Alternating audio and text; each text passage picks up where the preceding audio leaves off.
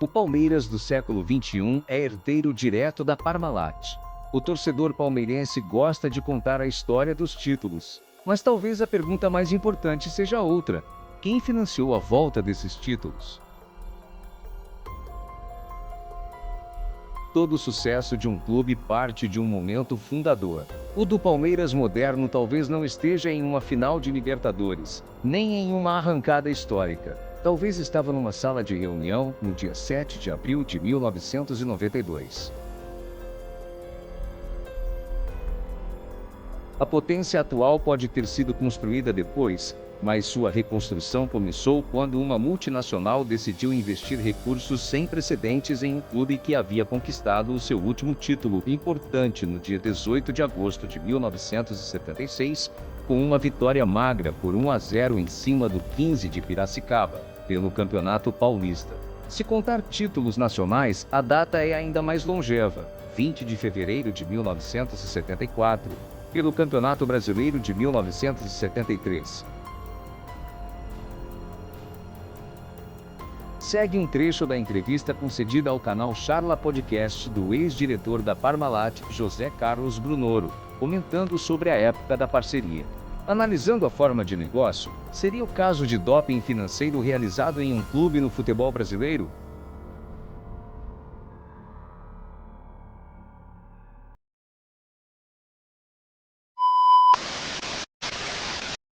Primeiro acordo eram de 3 anos. A gente sempre fazia acordo de 3 anos porque eu achava que em menos de 3 anos não dava para fazer nada. Uhum.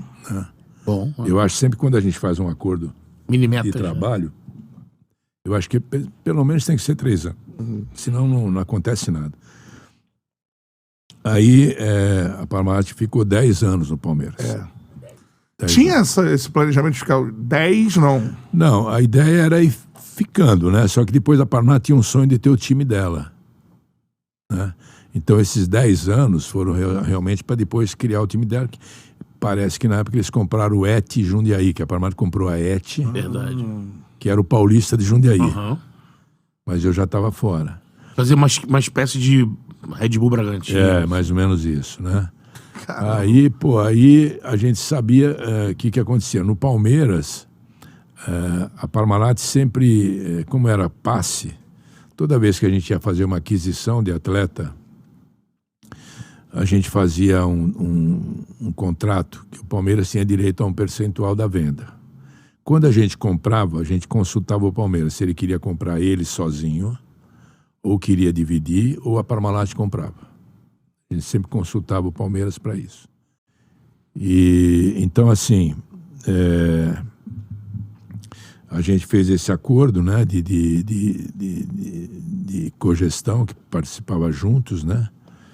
Então, a coisa funcionou. Quando o Palmeiras também ficou com caixa, porque toda venda que a gente fazia ia um dinheiro para o Palmeiras. Tinha percentagem. Tem essa percentagem. Então, assim, era também, se o Parmalat sair, o Palmeiras tinha um caixa. Uhum. Tá? E aí eu não sei o que aconteceu quando o Palmeiras saiu, já não estava mais. Tá? E eu sei que o Palmeiras caiu para a segunda divisão. Isso. E não era obrigação da Parmalat pagar dívida, né? Não. Ela tinha que fomentar, fazer dinheiro e pagar ao Palmeiras aquela porcentagem do E a Palmeiras. Parmalat, quando a gente criou o projeto Parmalat também, não era de vender jogador. Uhum. Mas o negócio apareceu. Uhum. Por exemplo, eu comprei o Roberto Carlos por $700 mil e vendi por $7 milhões. 10 vezes mais. A Inter, né? Para a Inter, né? Então, assim, tem bons negócios. Só que a Parmalat reinvestia no Palmeiras. Você vê, esse time saiu, entrou o Rivaldo, entrou o Djalminha, entrou o Miller. Até o time do Palmeiras que cai, se a gente for ver a escalação, não era pra série cair. de jogadores. Tinha Dodô, tinha Zinho, Marcos no gol, enfim. Léo tinha Moura. Léo Moura, então, exatamente. assim, Eu acho, Felipe.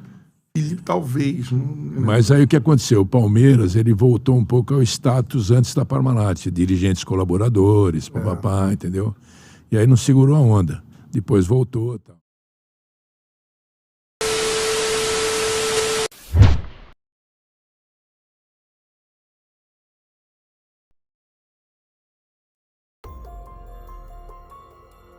Relação dos maiores contratos de patrocínio no ano de 1992. Palmeiras, 500 mil dólares por ano mais 2 milhões de dólares por ano para contratações. Flamengo, 1 milhão e meio de dólares por ano. São Paulo, 840 mil dólares por ano. Corinthians, 720 mil dólares por ano. Valores aproximados.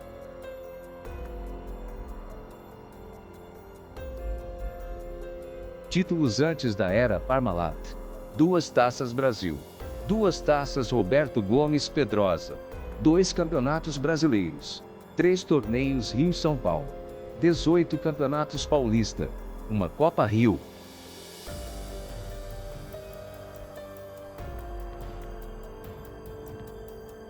Depois da Parmalat, principais jogadores contratados. 1993, Zinho, Edilson, Roberto Carlos, Antônio Carlos, Edmundo, Mazinho, Sorato, Cuca. 1994, Rincon, Kleber, Rivaldo, Miller, Mancuso, Valber, Alex Alves. 1995, Cafu, Luizão, Júnior, Rodrigo Costa, Roque Júnior, Djalminha. 1996, Euler, Alex, Oséias, Viola, Rincon, Volta. Leandro Ávila. 1997, Zinho, Volta, Arilson, Paulo Nunes, Magrão, Edmilson, Amaral. 1998, César Sampaio, Léo, Júnior Baiano, Arce, Evair, Retorno, Sérgio.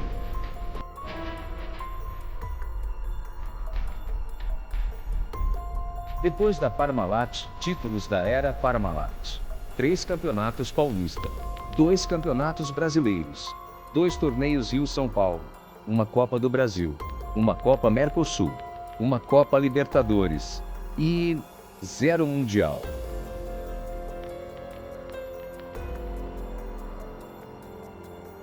No período da era Parmalat, entre 1992 e 2000, comparado aos outros clubes, o Palmeiras só conseguiu ser, abre aspas, líder isolado em títulos conquistados do extinto torneio Rio-São Paulo, com 2 conquistas. Relação de clubes com mais títulos dos torneios onde o clube participou. Campeonato Paulista, Corinthians, São Paulo e Palmeiras. 3 títulos cada. Campeonato Brasileiro, Corinthians, Vasco e Palmeiras. 2 títulos cada. Copa do Brasil, Cruzeiro. 3 títulos. Copa Libertadores, São Paulo. 2 títulos. Mundial Interclubes, São Paulo. 2 títulos. Torneio Rio-São Paulo, Palmeiras. 2 títulos. Copa Mercosul, Flamengo, Vasco e Palmeiras. 1 título cada.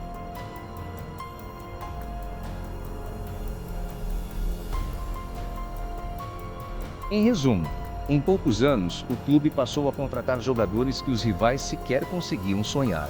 Em 1993, a fila acabou, mesmo com polêmica. Os troféus apareceram. O Palmeiras voltou a vencer. Mas junto com os títulos, surgiu uma pergunta incômoda. O que exatamente estava sendo comemorado? A recuperação de um clube grande adormecido ou o sucesso de um experimento financeiro que mudou para sempre as regras de competição do futebol brasileiro? Para alguns, foi visão empresarial. Para outros, foi a criação artificial da primeira superpotência financeira do futebol brasileiro. Sem aquele contrato assinado em 1992, existiria o Palmeiras que conhecemos hoje?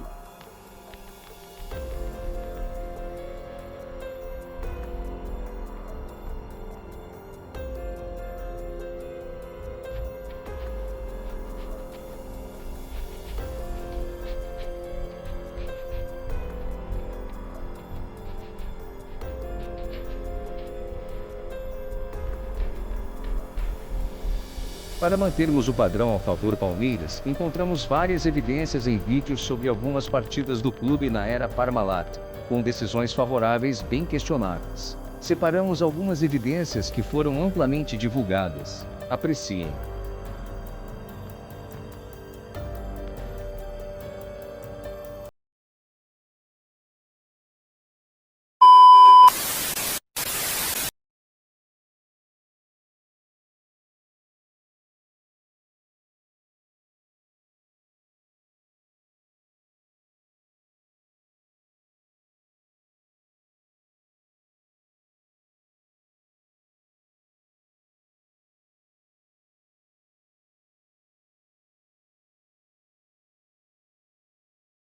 Possível de cartão que ele deixou de graça.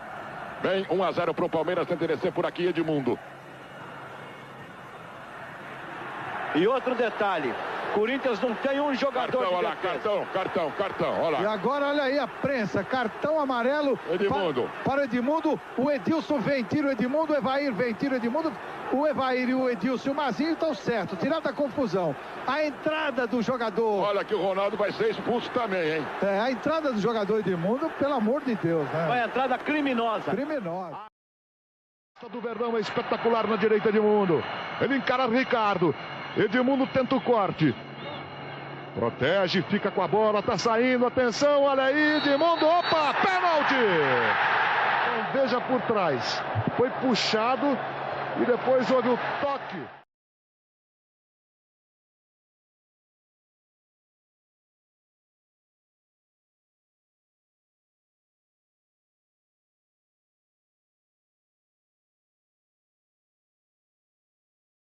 Aí me colocaram para bandeirar, foi um circo desgraçado, porque a federação descobriram que tinha um esquema lá para salvar a Parmalat, que estava investindo no Palmeiras, que o Palmeiras tinha que ser campeão. Aí fizeram essa imbecilidade.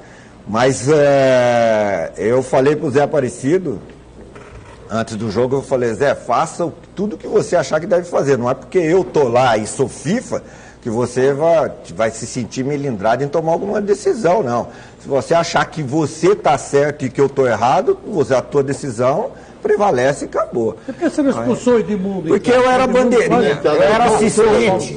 Porque eu era bandeirinha, eu era assistente. Não cometa a indelicadeza de falar que o bandeirinha teria que expulsar, porque bandeirinha não expulsa, bandeirinha informa. Quem toma a decisão é o árbitro. Não, eu estou satisfeito com a sua explicação. Mas escuta, tinha um esquema, agora, pô, você falou? O cara descobriram o esquema? Porque eu fiquei sabendo depois, por que fizeram isso, né? Aí me contaram, gente que hoje não está mais lá dentro, mas estava na época, contaram que tinha um esquema lá, tinha até o árbitro acertado que iria fazer o esquema. Valores e tudo mais. Mas aí descobriram, aí fizeram todo esse rebu desgramado aí que teve. Para que o esquema tanto é que colocaram 5 árbitros lá, colocaram só todo mundo que era árbitro, tiraram os assistentes. De novo a palavra armação apareceu. Tá bom. Ó, ficou faltando um aí lance. Contaram, e o Henrique Alves, que era diretor do Corinthians, o Corinthians queria que eu apitasse, o Palmeiras vetou. Aí o Palmeiras queria o João Paulo, o Corinthians vetou. Aí nós dois não podíamos apitar o jogo. Mas colocaram a gente no jogo. Certo? E quem eram os auxiliares? Não tinha auxiliar, era só árbitro. Aí Não, eu sei, mas você não falou.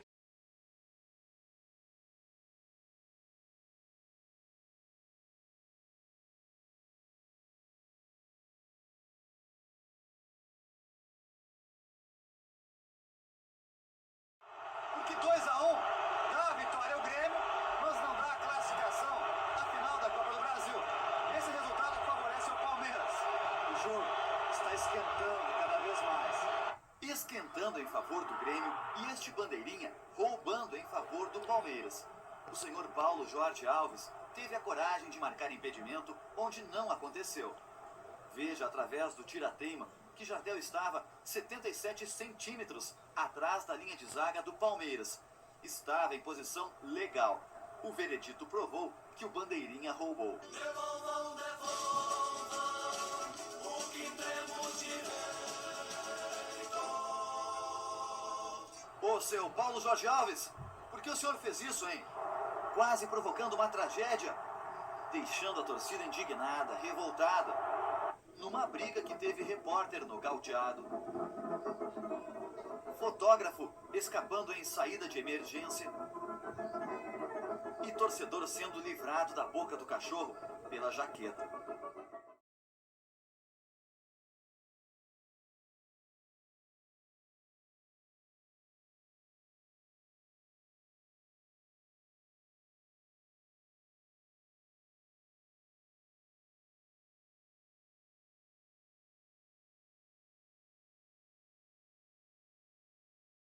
Isso é um roubo, é uma vergonha pro futebol brasileiro. Nós já sabíamos, isso aí é esquema do Palmeiras. Estou cansado de saber, eu sou de São Paulo. Sobre os juízes, ficou a suspeita. A arbitragem volta para o corredor dos réus justamente no momento decisivo do campeonato. Foram erros que mudaram resultados, que geraram polêmicas e novas denúncias também. Existiria um esquema por parte da empresa que patrocina o Palmeiras, no sentido de favorecer o Palmeiras na final. Me deram até números, seria na ordem de 300 mil. Nunca como este ano foi tão fácil apontar erros de arbitragem. A ter acusou Sidraque Marinho pela falta inexistente que deu origem ao gol da vitória do Palmeiras. E nos 2 jogos contra o mesmo Palmeiras, o Atlético apresentou suas razões contra a arbitragem. Contra Dacildo Mourão, aquele chamado de Paraíba por Edmundo. Segundo os mineiros, Dacildo errou ao marcar pênalti neste lance de Sandro Blum com Viola. E errou também ao anular o gol de Almir.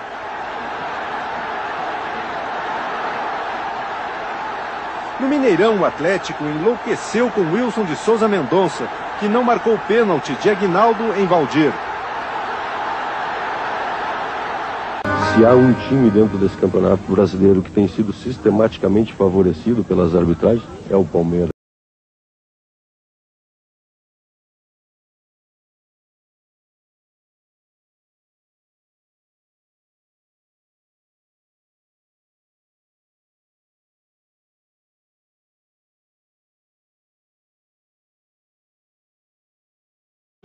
Marcelinho contra Marcos, autoriza o juiz. Lá vai Marcelinho com o pé direito. Marcelinho e Marcos, partiu, Marcelinho bateu. Marcos pegou!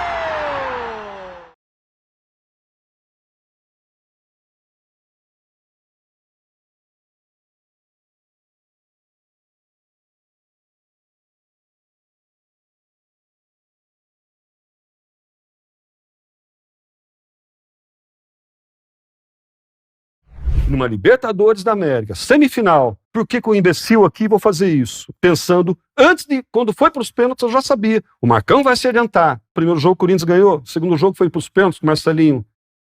E aonde estava o Marcos na hora que o Marcelinho bateu o pênalti? Estava quase batendo junto. Se avançou muito. Naquele tempo não tinha Era VAR. você apitando aquele jogo? Os 2 jogos. O Marcão se adiantou muito? Muito. E por que você não voltou o pênalti?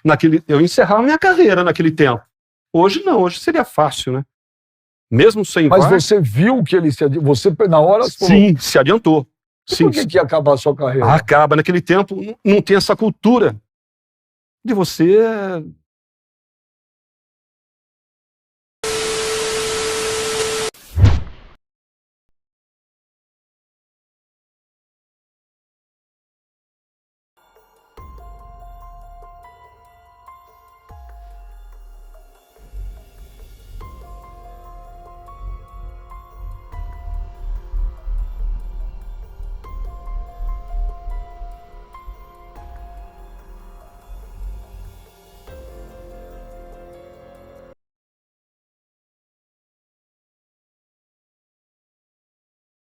A favor do Palmeiras.